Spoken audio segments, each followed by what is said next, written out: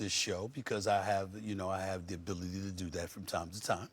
And with Will Bond here in our New York studios with you, Shay, and Cameron, I wanted to give the basketball world something to think about that should, for its consideration.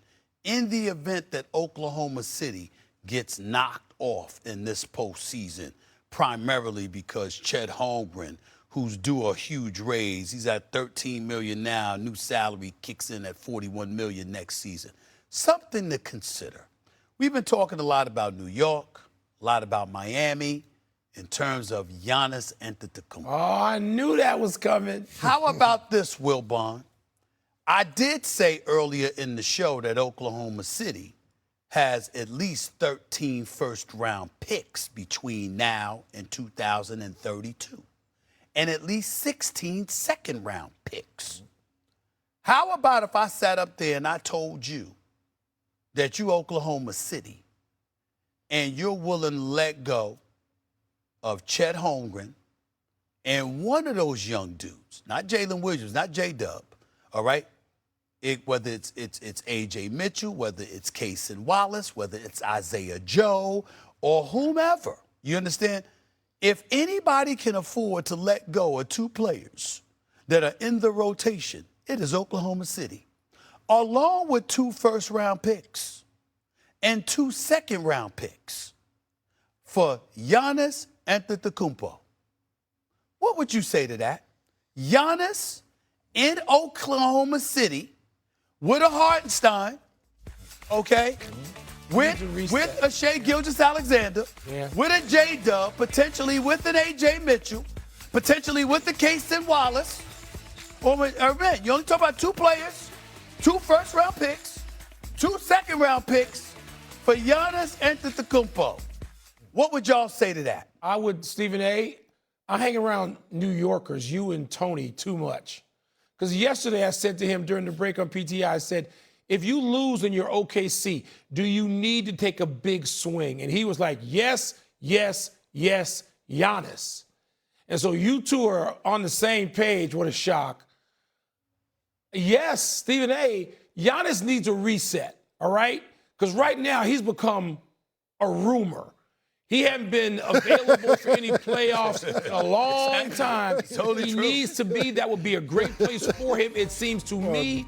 There'd be some pressure still, but less of it playing with SGA and the lineup you said. Yes, I would do that deal if I'm both parties. Cameron? Oh, man, that's tough. Giving up 7 years. Yeah. When you think about it is. I agree. Yeah, you're giving up 7 years. Giannis 31, Chet 24. But if you're in a win now situation, I love what you just said. Giannis is a rumor. But I don't think Giannis wants to go to a small market.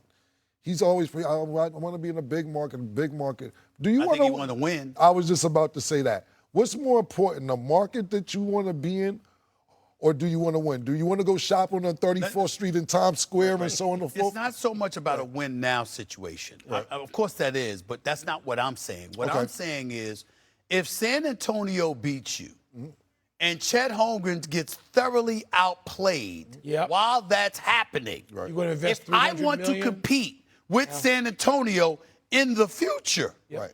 do I not have to upgrade? No, I agree with you, but you That's gotta, where I'm coming you at gotta it from. make sure that Giannis wants to stay there because you don't want to get him for the year and then he doesn't I stay feel there you. and then I feel you. it's a 1-year rental. I got you, but know I'm what just saying? talking about, I'm not even considering any of that. I'm just Gotcha. talking strictly Can from you a have basketball Giannis for a talent good perspective. 3 or 4 years That's run right. with SGA?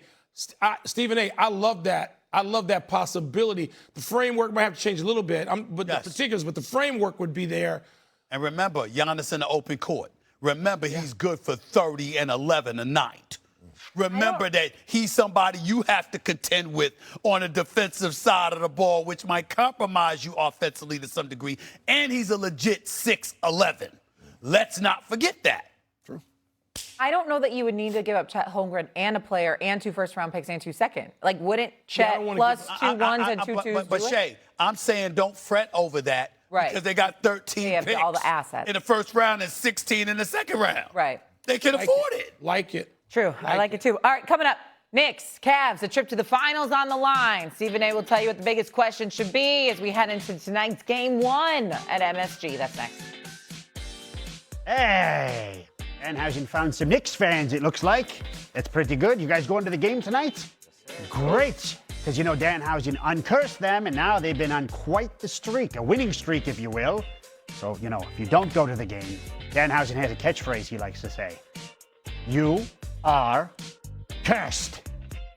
Right? And maybe that loss hurt him so deeply that he, and this goes back, if we're going to talk about historical comparisons with Russell and Bird and Jordan and Magic and Kobe, they looked at teammates in the locker room. I know this, and you know this for the end, particularly the Kobe stuff. They looked at guys and said, no, you're doing this, or we will fight. All right? Wemby, we don't know as much about locker room behavior. Wemby seems to have that gene, Monica. I agree. Like, I don't care what else the rest of you are doing. I'm not having this disappointment. So maybe that reference will be put to bed, Greeny. I've been saying it's Russell, it's Magic, it's Tim Duncan. That's the list. Everybody else, Kobe, Shaq, Jordan, LeBron, Isaiah, it took years. Jerry West, it took his whole life. Right? There's a documentary about how long it took Jerry West.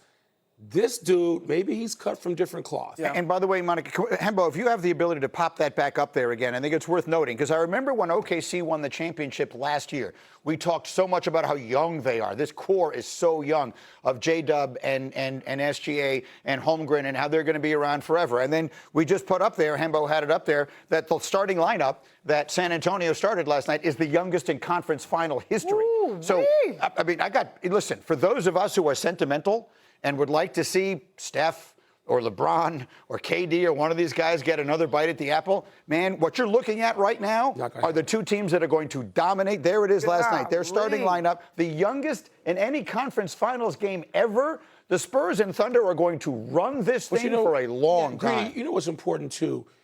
The Wemby's presence makes everybody else get better. Yeah. You have to evolve at a quicker pace because he's there. So in order to get near him, in the frame with him, you're going to have to get better. So maybe we're talking about DeBanza doing that, or maybe we're talking about Caleb Wilson.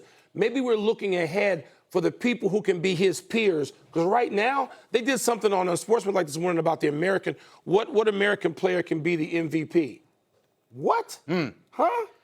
You got SGA and this dude, and they're at the ages they are. So we're talking the projection, but what it will do for the league, what it should do, is all the people coming in are going to have to do things. Coaches, scouting, players, they're going to have to do everything in their power to keep up with him. And that's the true impact of greatness. Shaq. That's what happened with Shaq. We're talking about Shaq. Shaq, in his third year, made the finals. They got his heart broken. Yeah. This is Shaq. This is Shaq 2.0. Shaq got there and got swept in that final and wound up going to L.A. So there's a lot of little things. I sort of took a circuitous route to becoming an all-time great. By Shaq's third year, the league knew was in big-time trouble. Yeah. Here we are. Here we are. Once again, coming up much more on Wemby's